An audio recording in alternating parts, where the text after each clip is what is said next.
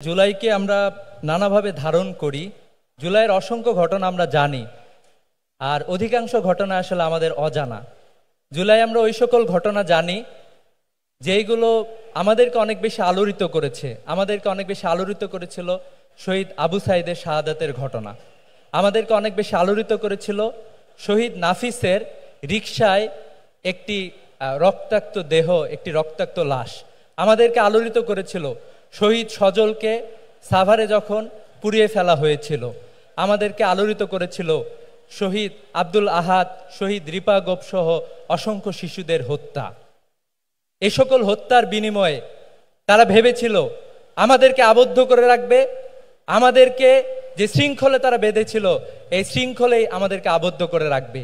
কিন্তু জুলাই এমনভাবে তৈরি হয়েছিল, ফ্যাসিবাদের সমস্ত ফ্রেম জুলাই ভেঙে দিয়েছিল।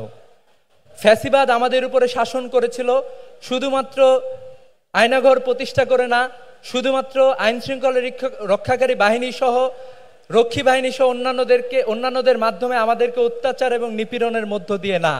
ফ্যাসিবাদ আমাদেরকে ফ্রেমে বেঁধেছিল, কালচারাল ফ্রেমে বেঁধে ফেলেছিল। তারা একটা গ্রাউন্ড তৈরি করে দিয়েছিল, যে গ্রাউন্ডের বাইরে আমরা চিন্তা করতে পারি না, যে বক্সের বাইরে যাতে আমরা না চিন্তা করতে পারি। কিন্তু আমরা দেখেছি বাংলাদেশের মানুষ, বাংলাদেশের শিক্ষার্থী তরুণরা এই সকল তাদের ফ্রেমগুলোকে ভেঙে দিয়েছে।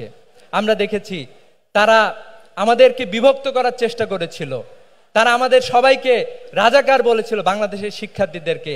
কিন্তু আমরা দেখেছিলাম যে ঢাকা বিশ্ববিদ্যালয় সহ বাংলাদেশের অসংখ্য শিক্ষার্থী সেদিন বলেছিল তুমি কে আমি কে, রাজাকার রাজাকার, তোমাদের যে ফ্রেম তৈরি করেছ সেই ফ্রেম আমরা ভেঙে দিলাম। এই স্বৈরাচারীর কোনো তকমা আমরা নিচ্ছি না। আমরা দেখেছি এই জুলাইয়ের প্রতিটি স্লোগান, প্রতিটি কার্যক্রমের মাধ্যমে তারা আমাদেরকে ভীতি দিয়ে আমাদেরকে আটকে রাখতে চেয়েছিল। কিন্তু আমরা দেখেছি, আমরা বলেছিলাম যে যখন আমাদেরকে গুলি করা হয়েছিল আমরা তখন বলেছিলাম যে বুকের ভিতর অনেক ঝড়, বুক পেতেছি গুলি কর। আমরা কাউকে কোনো কিছু ভয় পাই নাই।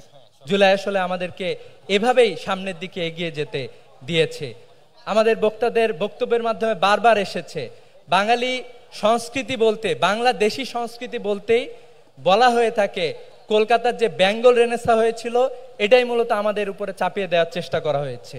এখানে বাংলাদেশের যে রুটের সংস্কৃতি এটাকে আদারিং করা হয়েছে, এটাকে অপরায়ণ হিসাবে দেখানো হয়েছে। কিন্তু আমরা বলতে চাই যে জুলাই এ সকল কালচারাল ফ্রেম ভেঙে দিয়েছে।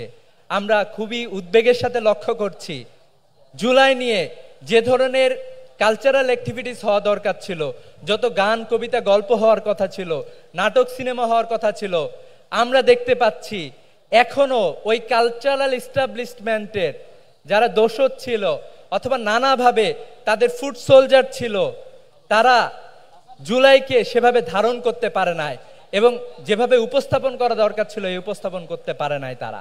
আমরা তাদেরকে বলতে চাই যে আপনারা যদি নাও উপস্থাপন করেন বাংলাদেশের তরুণরা বসে থাকবে না ইনশাল্লাহ।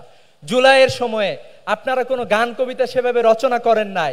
সেই সময়টাতে বাংলাদেশের কিছু তরুণ লিখেছিল আয় তারুণ্য আয়, কিছু তরুণ বলেছিল, কিছু তরুণ নানাভাবে কবিতা গান লিখেছিল।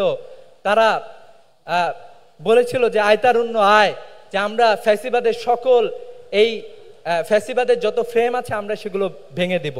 আমরা বলতে চাই যে আপনারা হয়তোবা জুলাইকে যেভাবে ধারণ করা দরকার সেভাবে যদি ধারণ না করেন আগামীর প্রজন্ম খুব ভালোভাবে ধারণ করবে।